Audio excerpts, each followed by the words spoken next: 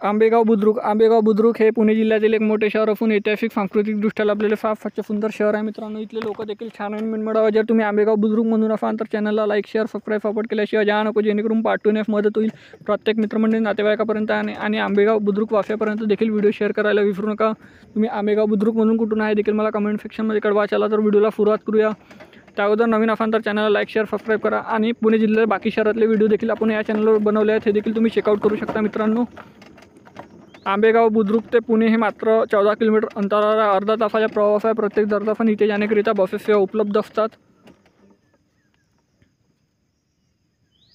ह्या इथलं railway station Ambegaon Budruk मधलं।